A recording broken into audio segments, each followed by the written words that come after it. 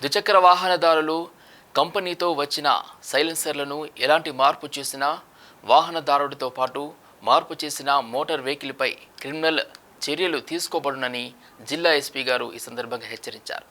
జిల్లాలో గత నెల రోజుల వ్యవధిలో నిబంధనలకు విరుద్ధంగా ద్విచక్ర వాహనాల కంపెనీ సైలెన్సర్స్ స్థానంలో అధిక శబ్దం వచ్చే సైలెన్సర్ల ఏర్పాటుపై పోలీసులు స్పెషల్ డ్రైవ్ నిర్వహించి అధిక శబ్దం చేసే 86 ద్విచక్ర వాహన సైలెన్సర్లను గుర్తించి మరోమారు వినియోగించకుండా రోడ్ రోలర్ సహాయంతో మంగళవారం రోజున సిరిసిల్ల బైపాస్ ప్రాంతంలో ధ్వంసం చేశారు.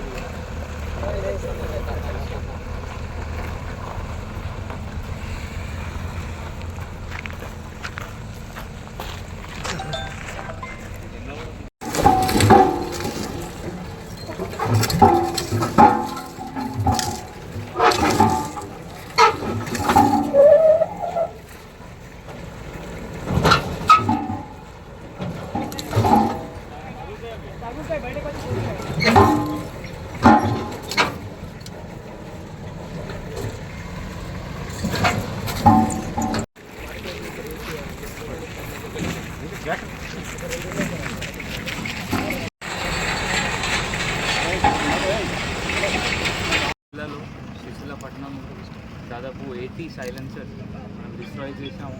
ఇది లాస్ట్ 1.5-2 months నుండి ఒక డ్రైవ్ మనం పెట్టాము. మనం ఎవరైనా బుల్లెట్ వెహికల్స్కి ఎక్స్ట్రా మోడిఫై చేసి సైలెన్సర్ వాళ్ళ సౌండ్ పొల్యూషన్ క్రియేట్ చేస్తున్నారు. వాళ్ళపైన కొంతమంది పైన కేసు కూడా నమోదు చేసాము.